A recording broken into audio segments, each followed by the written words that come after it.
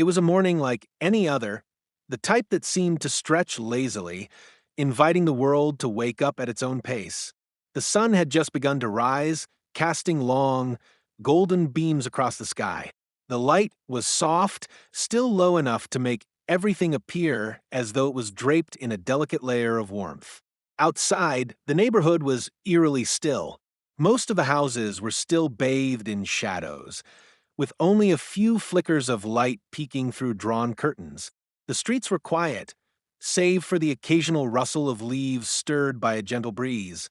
This was the kind of morning I cherished, one that felt peaceful and safe, a rare moment where time seemed to slow down just enough to enjoy the quiet moments. In our living room, the stillness felt more pronounced.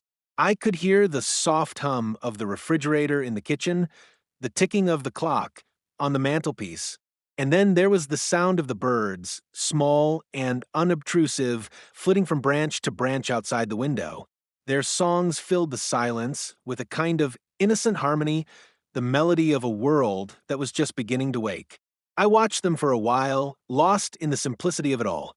The sun's rays illuminated the room, spilling across the hardwood floors and casting long shadows on the walls. Everything felt serene. But it wasn't just the quiet that made this time of day special, it was the way Emily savored it. My daughter, Emily, loved the early hours. She always had. I could find her sitting by the window, her small body propped up by the soft cushions of her wheelchair. The morning light would always catch her face just right, her pale skin glowing in the golden warmth. She would sit there for hours, her eyes focused on the outside world, taking it all in. At 14, Emily was not a typical teenager. She had never been, not since the day she was born with cerebral palsy. While most of her peers ran around the playground, carefree and full of energy, Emily had always known a different life. A life where every movement, every step was a challenge. But she never let it define her. She never let it make her feel small. Instead, she found strength in ways that most people would never understand. Her spirit was unbreakable, her resilience unmatched. In the face of obstacles that would have broken a lesser soul, Emily thrived. Her wheelchair was a constant companion, but it didn't hinder her. If anything, it gave her the freedom to navigate a world that often seemed too fast, too overwhelming for someone like her. She didn't walk, but she moved with grace, maneuvering herself through the house with ease. It was one of the first things I noticed about her, the way she adapted. Emily wasn't just someone who lived with a disability, she was someone who thrived despite it. Every morning, watching her in the quiet of the early hours, I was reminded of that strength. Her favorite part of the morning was watching the birds. The way they darted through the sky, so free and so sure of their flight, made her eyes light up with joy. I think she envied their ability to soar. It was something she would often tell me, especially on those mornings when she seemed to be lost in thought. "Mom," she'd say softly, her voice barely a whisper, "do you think I could fly if I had wings?" It was a simple question, but it always left me with a lump in my throat. Emily had dreams, big dreams, that stretched far beyond the limitations of her body. She wanted to see the world in all its vastness, feel the rush of the wind as she soared above the earth. And though I knew she couldn't physically fly, I believed in the power of her spirit. She could do anything she set her mind to. Every morning, as I watched Emily, I was reminded of her quiet strength. She was never one to complain about her condition. She never asked for sympathy or for the world to cater to her. Instead, she had learned to adapt, to find joy in the small things, to celebrate the victories that most people took for granted. She had to work harder than anyone I knew just to do the simplest things, things like getting dressed or reaching for something on a high shelf. But Emily did it all with a smile. She pushed through the pain and the frustration, always with grace and dignity. She made me proud in ways I could never fully express. It was during these quiet mornings that I truly understood what made Emily so remarkable. It wasn't just her physical strength, though that was undeniable. It was her mental fortitude, her ability to see the beauty in the world despite the challenges she faced. Emily's disability had never been a barrier for her. It was simply a part of who she was. And in some ways, I think it made her stronger. She had learned to overcome things that would have broken most people, and she did it with a heart full of compassion and an unshakable belief in herself.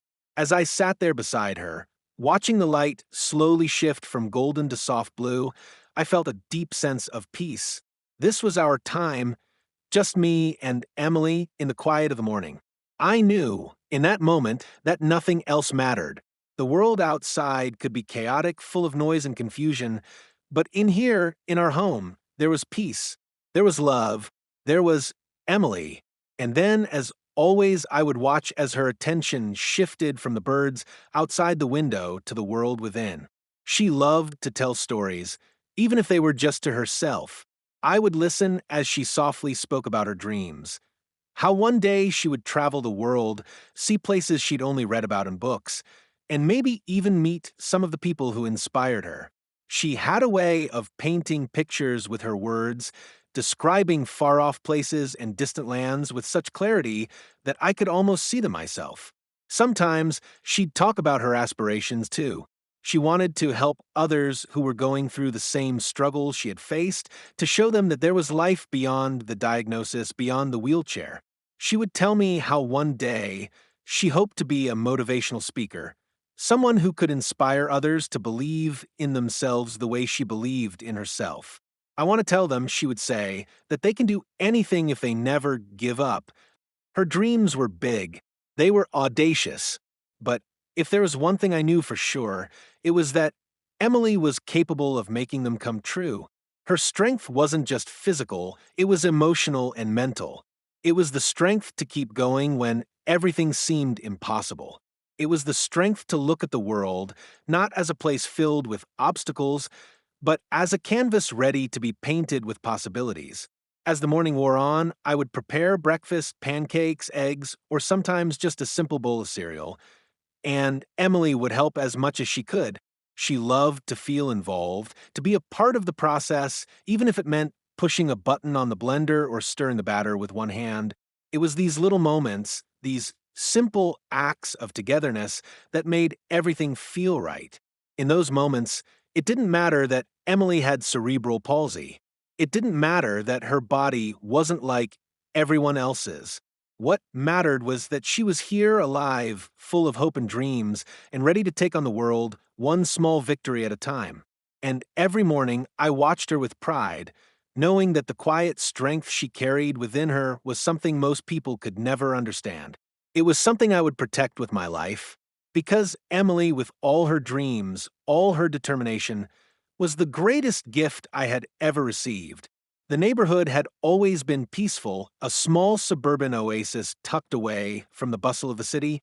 It was the kind of place where people knew each other by name, where neighbors greeted each other with warm smiles, and where the sound of children playing was a daily melody. It was a community where everyone, despite their differences, seemed to share a common understanding, a shared respect for each other's privacy, space, and well-being. That is, until Karen moved in. When she first arrived, I didn't think much of it. A new neighbor, just like any other. But it didn't take long for her presence to make itself felt. She was loud, and she was loud in ways that made the whole street take notice, and not in a good way. At first, Karen's arrival was marked by small, seemingly insignificant things. Her overly manicured lawn, her penchant for cleaning the front of her house at odd hours, and the way she seemed to hover just a little too close to anyone who was doing something she didn't approve of. But it was when she became involved in the homeowners association that things truly began to change. Karen wasted no time in getting involved. Within a few weeks, she'd found her way into a prominent position within the association. Almost too quickly, it seemed. She had a way of inserting herself into every conversation, every discussion, and before long, she had the full attention of everyone in the neighborhood. At first, people were charmed by her, or at least they tolerated her. She was well-spoken, assertive, and appeared to have a knack for organization. But as time went on, I began to notice a shift. There was a certain rigidity to her behavior, an air of superiority in the way she carried herself. Her words were never simply suggestions, they were orders, and her tone was often condescending, as if she held the power to dictate the lives of everyone around her. At first, I thought I could just avoid her, keep a low profile, and go about my day-to-day life. After all, our house was tucked at the far end of the street, away from most of the action, and we didn't interact with the HOA much beyond paying our dues. But Karen didn't let that be. Her disapproval was always palpable, even from a distance. If she saw me on the sidewalk with Emily, her gaze would linger just a bit too long, and I could see the judgment in her eyes.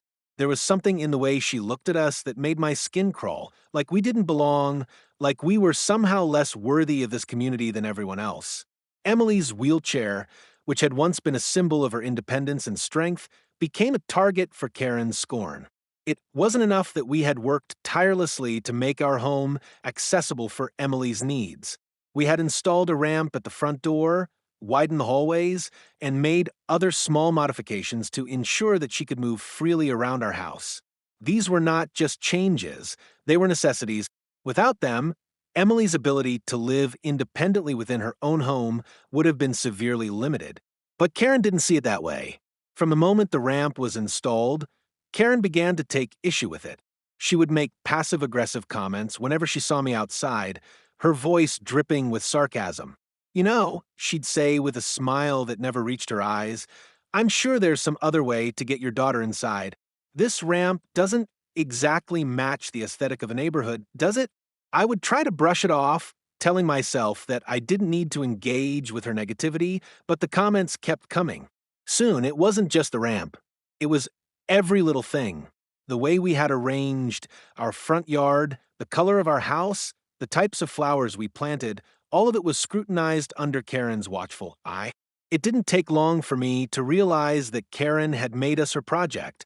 She took it upon herself to ensure that we conformed to the HOA's standards, even when those standards were unreasonable or, in some cases, outright discriminatory. She seemed to take a particular interest in our family, as though our very presence was a violation of some unwritten rule that she had set in her mind. It was as if Emily and I, by simply existing as we were, had become nuisances in her perfect cookie-cutter world. But the worst part of it all was the subtle way she went about it. She didn't outright confront me or Emily. No, Karen wasn't that brazen. Instead, she would turn the neighbors against us. She would talk about our noncompliance behind closed doors, raising concerns that, while not directly related to us, seemed to always come back to our home. I just don't understand why they need so many modifications, she would say in hushed tones to other residents. It's not like they can't make do without all these changes. It's not really fair to the rest of us, is it? At first, the other neighbors seemed to listen, their concern more about maintaining the community standard than about understanding the necessity of our modifications. We were, after all, the ones with the special needs. And Karen played on that, playing the role of the concerned neighbor who was just looking out for the greater good of the community. It wasn't long before whispers started circulating. I'd overhear comments in passing, neighbors exchanging looks as they discussed the unsightly ramp, or how the neighborhood just didn't feel the same anymore. Even when they didn't speak directly to us, I could feel their eyes on me whenever I walked outside with Emily, their gazes filled with judgment, as though I had done something wrong by making our home a safe place for my daughter. The tension grew slowly, like a storm on the horizon that no one seemed to notice until it was too late. I would see Karen at HOA meetings, always sitting at the head of the table, her arms crossed, looking over her notes with a self-satisfied smile. It was as if she believed she held all the power in the world. And to some extent she did. She had manipulated her way to the top, using fear and subtle intimidation to control everyone around her. She had become the unofficial queen of the neighborhood, and nothing could challenge her authority. I tried to keep my distance, to not let her affect me, but it was hard. It was hard to ignore the way she made Emily feel small, the way she turned what should have been a welcoming community into a place of quiet hostility. It wasn't just the ramp anymore. It was everything. It was the looks, the whispers, the cold shoulders when we walked down the street. Emily had once loved this neighborhood, loved the freedom it gave her, but now she was beginning to feel like an outsider. I could see it in her eyes, the confusion, the sadness that seemed to creep in whenever we stepped outside. I hated the way Karen had made her feel. I hated the way she made us feel. This was our home, our place of peace, and it was being poisoned by the presence of one woman who seemed intent on making our lives miserable. But no matter how much she tried, no matter how many times she looked down at us with that scornful glare, I wasn't going to let her break us. I would fight for my daughter, for our home, for the right to exist without fear or judgment. I had already lost so much in life, but I wasn't about to lose this. Not to Karen, not to anyone. This was our fight now, and I would do whatever it took to ensure that Emily could have a future in a place where she was valued, not hated. It was a Thursday afternoon, the kind that felt heavy with the anticipation of something about to happen. The sky was an unusual shade of gray, as though it was preparing for a storm. The air had a dampness to it, thick with humidity, and the faint rumble of thunder in the distance hinted that rain was on its way. I had just finished making lunch for Emily, who sat at the kitchen table, her small fingers tracing patterns on the paper napkin in front of her. Her wheelchair was positioned in the center of the room, giving her the best view of the street through the window. I watched her, unable to shake the feeling that something was off. Emily didn't seem to notice the tension hanging in the air. She was lost in her world, a world filled with stories she would share later, her dreams of distant places, and the adventures she would one day have. The soft hum of the refrigerator and the distant sound of a car engine were the only things that filled the silence in our house. But outside, the quiet was unsettling. I glanced out the window, half expecting to see one of the neighbors walking their dogs or a child riding their bike down the street. Instead, I saw Karen. She was standing at the foot of our driveway, her body stiff and rigid, as though she were waiting for something or someone. I didn't know it then, but she was waiting for us. She stood there, hands on her hips, eyes scanning the house like a hawk, her gaze sharp and calculating. There was something different about her stance today, something more determined, more forceful. I had seen her many times before, hovering at HOA meetings, walking her dog, or making her rounds through the neighborhood. But this was different. This wasn't just a casual visit. No, this was something more. I felt my stomach tighten, a sense of foreboding creeping in. I had learned to trust my instincts over the years, especially when it came to Karen. She had a way of making everything feel like a battle, a fight that had no end. Emily, I called softly, my voice breaking the stillness of the room. She looked up at me, her brow furrowing as she noticed my change in tone. Stay here, honey, I said, trying to sound calm, but I could feel my hands trembling as I reached for the door. I'll go see what she wants. Emily nodded, her eyes still wide, sensing the shift in the air. Okay, Mom, she said quietly, her voice laced with concern. I stepped outside, the cool breeze against my skin, doing little to calm the growing unease inside me. Karen hadn't noticed me yet. She was still standing in front of our house, eyes locked on the ramp that led up to our front door. I couldn't understand what she was thinking. What did she want now? What had she come here for? Karen, I called, taking a few steps toward her, trying to sound neutral, even though a storm was brewing in my chest. Is everything okay? She turned to face me slowly, a smile that didn't reach her eyes spreading across her face. Well, if it isn't the woman who refuses to follow the rules. Her tone was sharp, biting, and I immediately knew that this conversation wasn't going to be like the others. I'm sorry, but I don't understand, I said, taking another cautious step forward. What's going on? Her smile faltered slightly as her eyes narrowed, but she quickly regained her composure. This ramp of yours, she began, her voice tinged with thinly veiled contempt. It's a violation. You've had more than enough time to take it down. It doesn't belong here. It's disrupting the aesthetic of the neighborhood. I stood still, shocked by the suddenness of her words. We had been over this so many times before. This wasn't a new issue. The ramp had been approved months ago, and yet Karen was standing there, telling me it was still not acceptable. Karen, this ramp was built for Emily's accessibility. It's necessary. You know that. I said, my voice steady but laced with frustration. It's not going anywhere. Her face twisted into something between disdain and disgust. I don't care about your excuses. I don't care about your special needs. This is a residential community, not a hospital ward. Her voice grew louder now, the words spilling out with venom.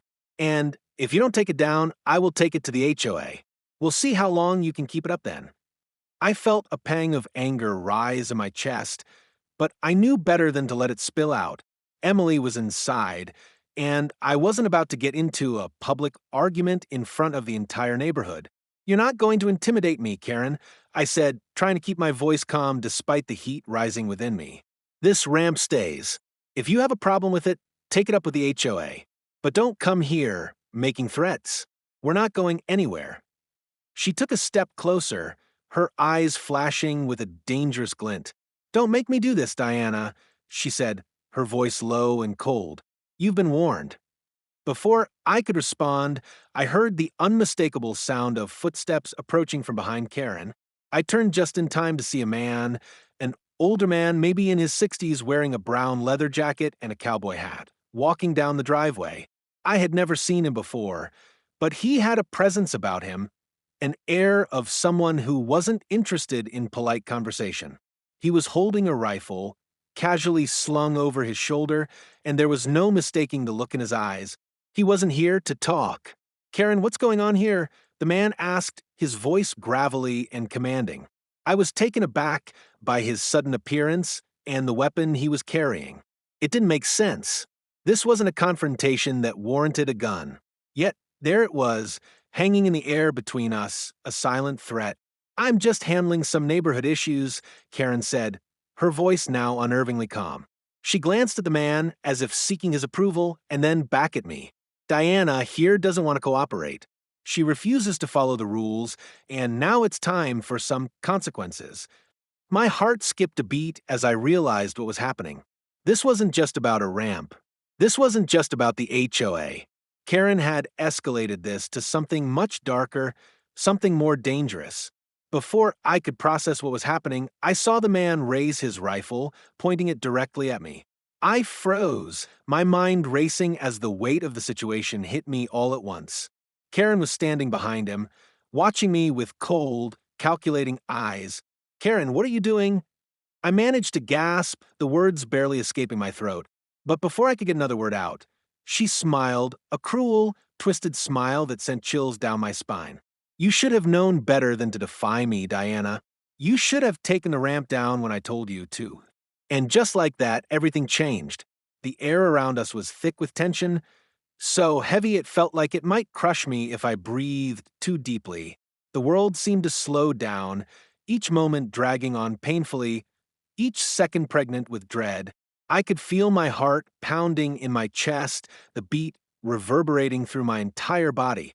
My mind was in overdrive, trying desperately to make sense of the scene unfolding before me.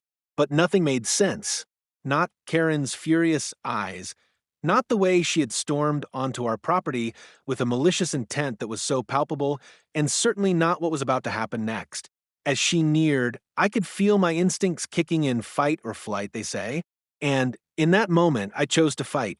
I stepped in front of Emily, positioning myself between her and Karen, blocking the path with all the strength I could muster. I could hear the sound of my own breath, shallow and quick, as I did my best to steady myself. Karen, stop! I shouted, my voice quivering with a mix of anger and fear. What are you doing? This is insane. But Karen's eyes were wild, filled with a fury that I had never seen before. She was no longer the woman I had once tried to tolerate, no longer the woman who had merely made snide comments or passive-aggressive remarks about her home. This was a completely different person, someone unhinged, someone capable of unspeakable violence. Stay out of my way, Diana, she hissed, her voice sharp and low, the venom in her words thick, with a dangerous intensity. You force my hand. This ends today. You'll see that the ramp, your daughter, was never meant to stay here. Her words echoed in my mind, but they didn't make sense. This wasn't about a ramp anymore. This was about something far worse. I could feel the ground beneath me shaking, the reality of the moment sinking in as her gaze never left Emily. Every muscle in my body screamed for me to act, to do something, anything, to stop this from spiraling out of control. But Karen didn't stop.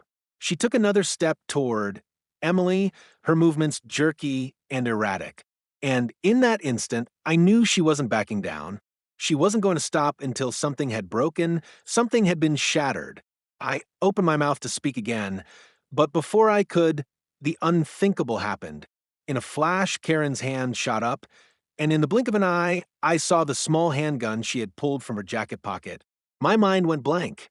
Time seemed to freeze, and for a moment, I could only stare at the weapon in her hand, its cold metal reflecting the dull light of the cloudy afternoon.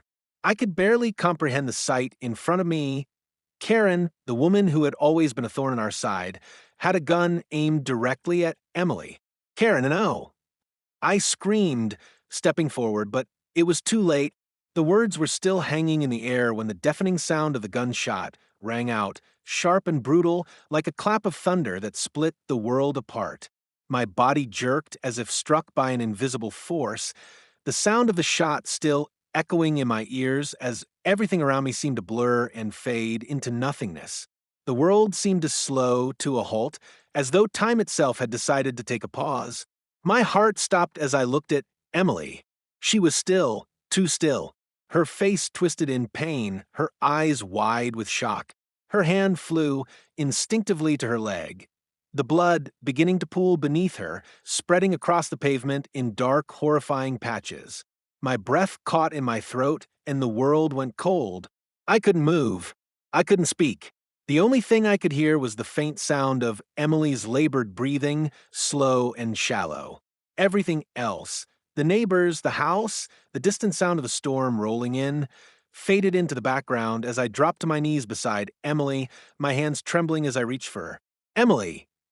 I cried, my voice broken, full of fear I had never felt before. Emily, baby, look at me. Please, please look at me.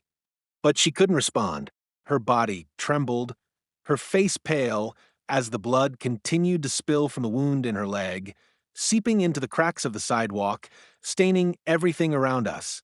I could barely breathe, my chest tight, as though the air had been sucked out of my lungs. My thoughts raced faster than I could follow. How could this be happening? How could Karen, of all people, do this? I pressed my hands against Emily's wound, desperately trying to stop the bleeding, but the blood kept coming. My mind spun, my pulse racing as I felt Emily's pain radiating through her, a burning reminder of the horror that had just unfolded.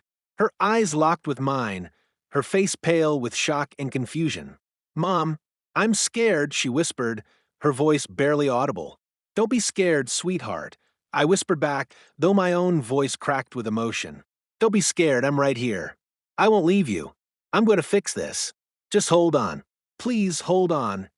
The words felt hollow, as if saying them could somehow make it all go away, but nothing could. The shot had been fired. Karen had made sure of that. And now, as I looked down at my daughter, I couldn't help but feel like my world was unraveling before my very eyes. Behind me, Karen stood motionless, the gun still in her hand, her expression unreadable. She didn't move, didn't even flinch as she watched me with cold, indifferent eyes. There was no remorse in her gaze, no acknowledgement of the destruction she had just caused. It was as though she had already won, already claimed her victory. "Karen, why?" The words left my lips before I could stop them, my voice trembling with shock and disbelief. "Why did you do this? She's just a child." She's a disruption," Karen interrupted, her voice chillingly calm, like she was simply stating a fact. "You've been warned, Diana. You've all been warned. It was inevitable." My hands shook uncontrollably as I tried to apply pressure to Emily's wound, but there was no stopping the bleeding. The blood was everywhere now, soaking into the pavement, a cruel reminder of the violence that had just been unleashed. I could hear the distant sound of sirens approaching, but it felt like they were miles away, as though they were part of some other world. "Help! I screamed into the air, but the words felt empty, lost in the swirling panic and chaos of my mind. Somebody, please help. I looked back at Karen, who was still standing there, unmoving, her face as cold as ice. She had no intention of helping. She wasn't even flinching, wasn't even acknowledging the horror of what had just occurred. All that mattered to her was her twisted sense of power, her need to control, to dominate. And in that moment, I knew something I had always hoped to avoid. There would be no justice from Karen. No one was coming to stop her. No one was going to save us. The sound of the sirens grew louder, but it didn't matter. Nothing mattered. All that mattered was Emily, my baby girl, lying on the ground, bleeding out before my eyes, and I wasn't sure I could save her. I wasn't sure anyone could. Please, Emily, I whispered, my voice breaking, my eyes swimming with tears. Please don't leave me. But as the blood continued to flow, I felt that terrible, sinking realization settle in. I was losing her, and there was nothing I could do to stop it. The sound of sirens that had once felt like a lifeline now felt distant, distant enough to mock my helplessness. My eyes never left Emily's face as she lay in my arms. The pain in her eyes, so sharp it cut me deeper than any wound ever could. The blood beneath her was spreading, a pool of red that seemed to grow larger with every passing moment. I pressed my hands harder against the wound, as if the force of my grip could somehow stop the bleeding. But it didn't. It couldn't. The world around me was spinning. The streets that had once been the scene of neighborhood games and laughter now felt cold, alien, as though I no longer belonged to them. The houses that lined the street, each a quiet haven in its own right, had become distant and indifferent. This wasn't supposed to happen. Not here. Not in our quiet little neighborhood. Far removed from the chaos of the world outside. This was supposed to be a place where children played freely, where families gathered for barbecues on summer nights, not a battleground where blood was spilled and lives were destroyed. I tried to focus, tried to keep my thoughts straight. Emily was still breathing, shallow and labored as her body fought against the blood loss. I could feel her pulse beneath my trembling hands, thudding weakly but there. That was something I told myself, something to hold on to. Stay with me, Emily. Stay with me, I whispered through the panic that gripped my chest. My voice was barely above a whisper, my words shaking, but I said them over and over again. Please just stay with me. Her eyes fluttered open for a brief moment, but they were clouded with confusion and pain. Mom, I'm scared, she whispered, the words broken, each one heavy with a truth I didn't want to hear. Her lips trembled, and I could see the fight in her eyes, the exhaustion that had taken hold of her body. She was slipping, and I couldn't stop it. I couldn't fix it. Don't be scared, sweetheart. Don't you dare be scared, I said, my voice cracking as I bent down to kiss her forehead. I wasn't sure if I was comforting her or trying to comfort myself. I'm here. I'm not going anywhere. I swear I'm not going anywhere. Just hold on, okay? Just hold on. But as I looked down at her, I could see the life in her dimming. The blood kept flowing, staining my hands, staining her clothes, staining everything. I felt it, her spirit slipping away from me, beyond my reach, and I couldn't bear it. I couldn't bear the thought of losing her. I screamed again, my voice raw with desperation. Someone, please, help. She's bleeding. She's dying. The words felt like nothing more than empty cries in the void. No one was here. No one was rushing to our side. No one was lifting us up from the ground where we had fallen. The sound of the sirens grew louder, but it felt like an eternity before they arrived. My mind was clouded with panic, with fear that I would lose my daughter right here, right now, in front of my very eyes. I wasn't ready. I couldn't be ready for that. I glanced up, hoping, praying that someone would appear, someone with the power to make it all stop, to undo the damage that had already been done. But there was no one. There was just Karen standing there, watching it all unfold with a look of cold indifference on her face. She didn't even flinch. Her gaze was as cruel as it had been from the moment she first stepped foot on our property. She hadn't moved since the gunshot. She hadn't done anything except stand there, Her eyes locked on us like we were nothing more than a nuisance to be eliminated. Her silence was deafening, louder than the sirens that were finally beginning to pierce the stillness of the street. I wanted to scream at her, to lash out with every ounce of fury and pain I had inside of me. How could she stand there, so calm, while my daughter was dying in my arms? How could she not feel anything? But I couldn't move. My body was paralyzed by the terror of what was happening, by the knowledge that I couldn't stop it. Karen, please! I shouted through clenched teeth, my voice hoarse from the strain. What have you done? Why? Why did you shoot her? She's just a child. But she only stood there, the same cold smile curling at the edges of her lips, her eyes never leaving mine. She said nothing. She didn't need to. Her silence was its own answer, its own declaration of what she had done and what she felt she had the right to do. She wasn't going to apologize. She wasn't going to show any remorse. To her, this was a victory. I looked back at Emily, her face pale and contorted in pain, and my heart shattered into 1,000 pieces. I was losing her. There was nothing I could do. My mind screamed at me to do something, anything to save her, but I was powerless. I had no control over the situation.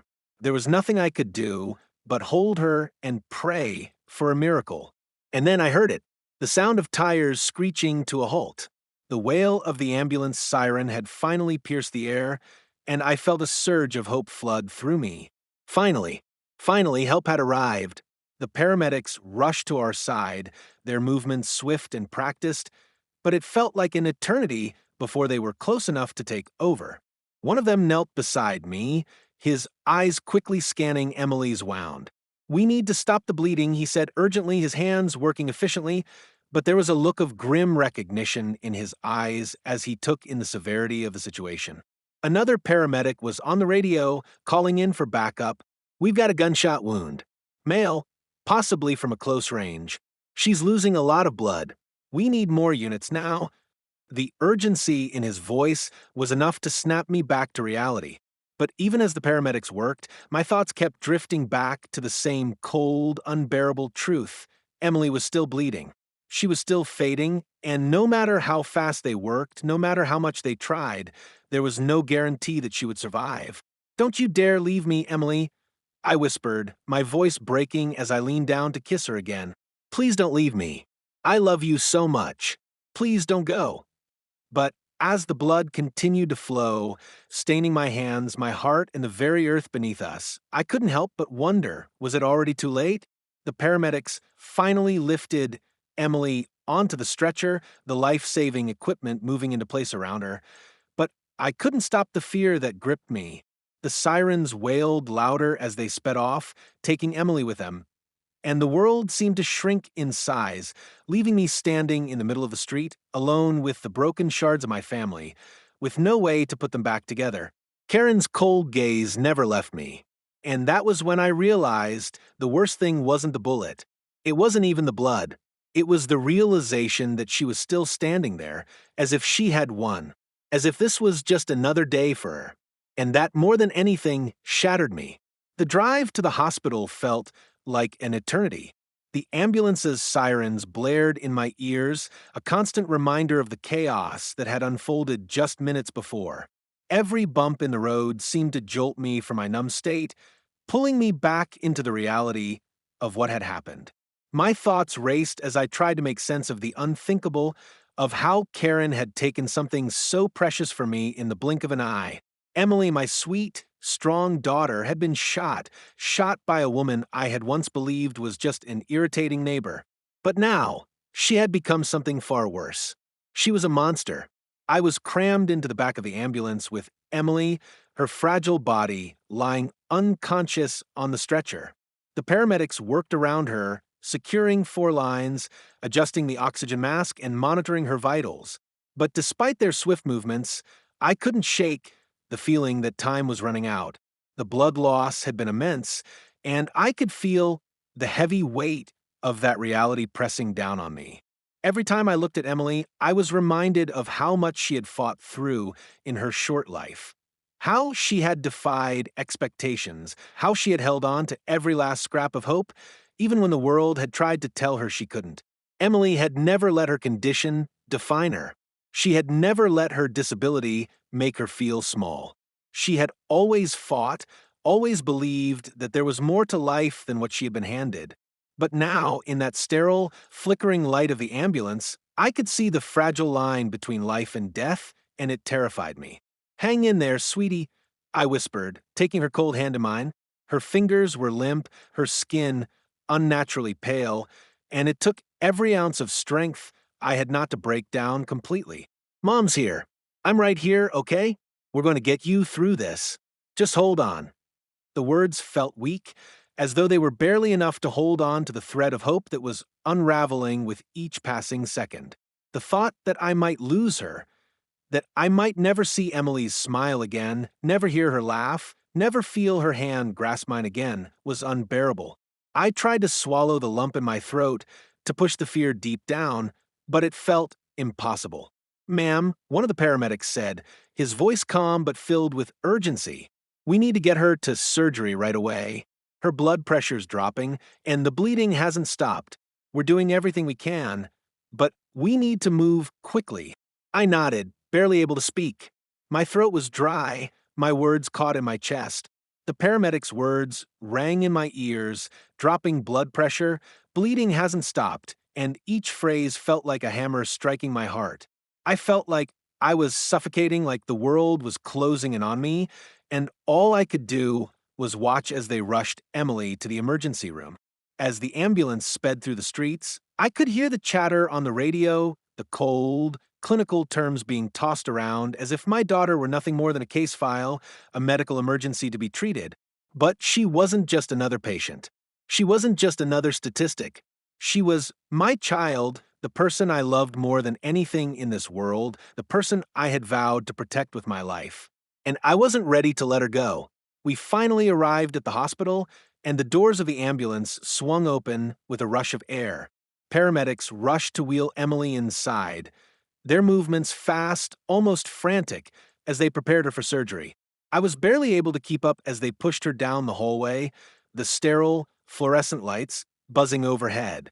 I wanted to run after her, to hold her hand, to tell her everything would be okay, but the hospital staff was everywhere, doctors, nurses, and technicians, all moving with purpose, their faces grim as they made their way to the operating room. I was left standing in the hallway, feeling small, powerless, and utterly useless. "Ma'am," one of the nurses said, her tone soft but insistent, "we need you to wait here. We'll update you as soon as we know anything." I nodded, barely hearing her. My body was trembling with fear, and I could feel the weight of the world pressing down on me. I was alone in a hospital that felt as cold and sterile as the situation I found myself in. I sat down in the waiting area, my hands gripping the chair as I tried to steady my breathing. The minutes stretched into hours, and still there was no word. Every sound, the beeping of machines, the voices of doctors and nurses in the hallway, the soft shuffle of shoes on the floor, felt like it was echoing in my skull. I tried to distract myself, to think about anything other than what was happening behind those closed doors, but it was impossible. All I could do was wait. Each minute that passed felt like a year. My mind played tricks on me, sending me spiraling into dark thoughts, thoughts of a future without Emily, thoughts of what Karen had done, and how despite everything, she seemed to walk away without consequence. There was no way I could let her get away with this. No way I could let her escape the destruction she had caused. But right now, none of that mattered.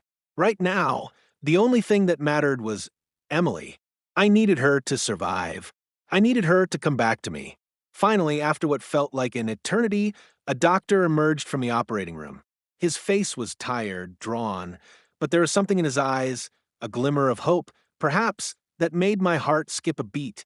"Ma'am, are you Diana?" the doctor asked, his voice gentle but steady. I stood up quickly, my legs weak beneath me. Yes, I'm her mother." "How is she? Is she going to be okay?"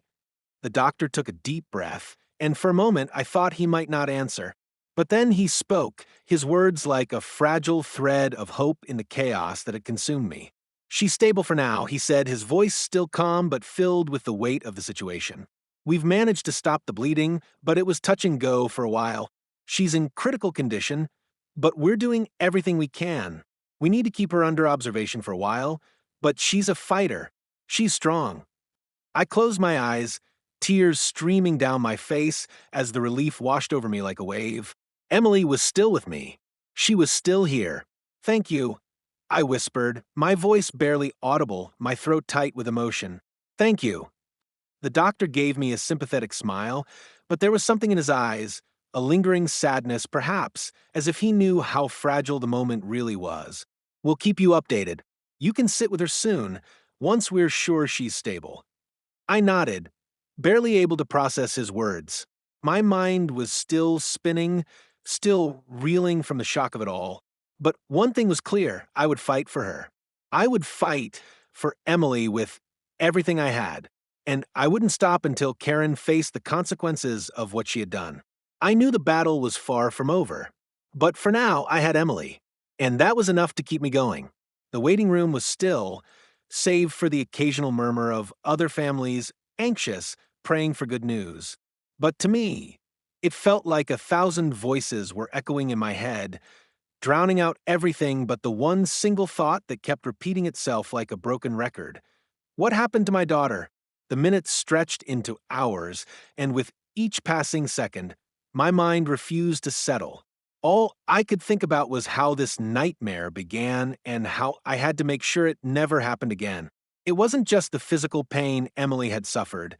It was the mental toll of being subjected to the cruelty of someone who had no regard for the lives of others. Karen's actions had shattered everything that was safe in our world.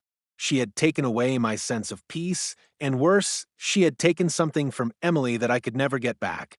Her innocence, her belief that the world was a place where people helped each other, where neighbors were friends, where you didn't have to look over your shoulder for fear of someone with malicious intent. And that's what Karen had taken, her ability to feel safe in her own skin. The anger that had begun as a slow burn deep in my chest was now a roaring fire, consuming everything in its path. I could feel the heat rise in me as the minutes passed, each moment fueling my determination. Emily had been left to die on that sidewalk, her blood soaking into the concrete, her cries for help swallowed by the indifference of the one person who was supposed to be part of this community. Karen had gotten away with too much already, and I wasn't about to let her get away with this. Not this time. I didn't know what I was supposed to do, where to begin, or even how to ask for help. But I knew one thing for sure. I would not rest until Karen was held accountable. Until she faced the consequences of the nightmare she had created, not just for us, but for the entire neighborhood. And I would start by making sure the police knew what had happened, making sure they understood that this wasn't just a petty feud gone wrong. This wasn't just a ramp. This was an act of violence, a senseless, brutal attack on my daughter's life. The door to the waiting room opened, and I snapped my head up. A police officer, young but with a hard look in his eyes, stepped in, his hand resting on the doorframe. "Miss Diana?" he asked, his voice calm, but his gaze was sharp, taking in the worry on my face, the tension in my posture. "We've got your statement, and we need you to come with us for a moment." My heart skipped a beat. This was it, the moment where everything I had feared, everything I had hoped for, was about to unfold. "I'll come with you," I said, my voice a little shaky but firm. I needed this. I needed to get the wheels turning. "Is Emily okay?" I added, already knowing that no one could give me the answer I wanted to hear. "She's stable for now, Ms. Diana," the officer said, his eyes softening just a fraction. "But we need you to come down to the precinct. It's time we get this all down properly and make sure we're taking the right steps." I nodded, my stomach twisting into knots. I wanted to feel relief at his words, at the fact that they were going to take this seriously, but all I felt was the heavy weight of the anger still bubbling in my chest. "Lead the way," I said, my voice steadier than I felt. I followed the officer out of the hospital, the cold air outside hitting my skin like a slap. My thoughts were still a swirl of emotions: fear for Emily, anger at Karen, confusion about what was going to happen next. But the coldness of the air didn't match the fire in my gut. There was only one thing on my mind: justice, and that would not come until Karen was forced to face what she had done. At the police station, I sat across from a detective, a woman with sharp features and a no-nonsense demeanor.